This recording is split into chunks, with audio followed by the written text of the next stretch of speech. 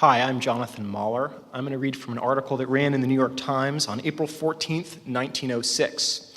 It's fairly self-explanatory. It describes the crude efforts of Tsar Nicholas II to carry out surveillance on the author Maxim Gorky, who was in exile at the time during Gorky's visit to New York to raise money for the Bolshevik Revolution.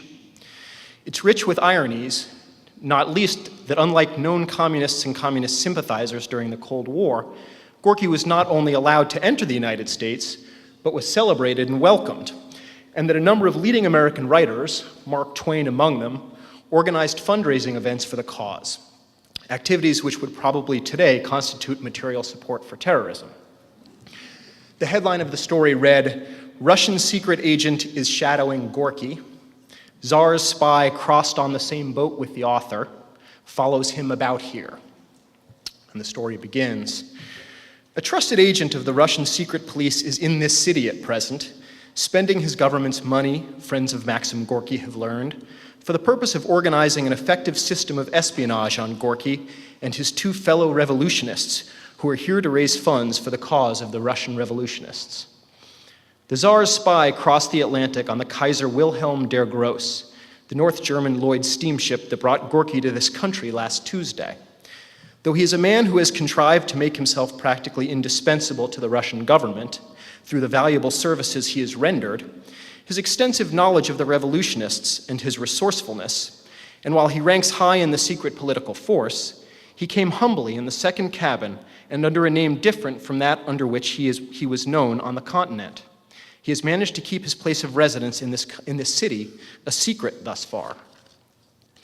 Long before Gorky landed, the Russian, who traveled with very light baggage, had managed to get ashore and pass the custom house officers.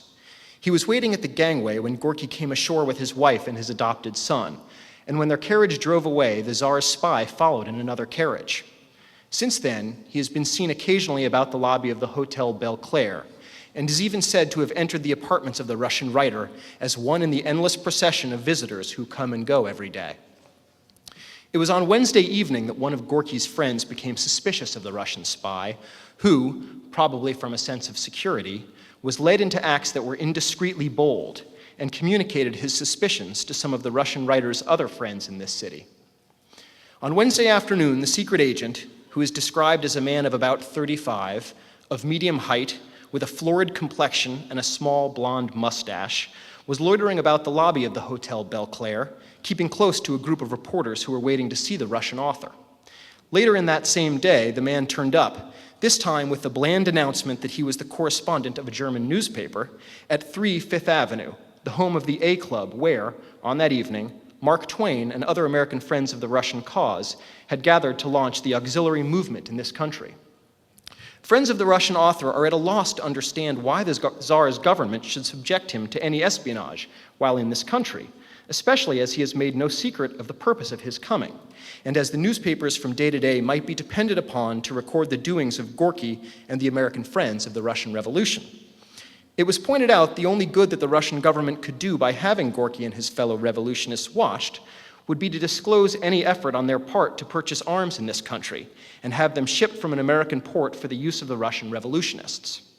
In that case, the United States government, if informed, would be compelled to step in and prevent the shipment. It is likely that if any such attempt was discovered, and the Russian revolutionists would be expelled from the United States.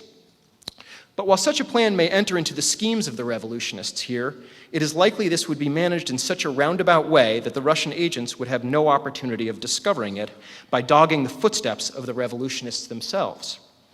They are circumspect almost to a fault as a result of the system of espionage they have had to contend with in their own country for many years.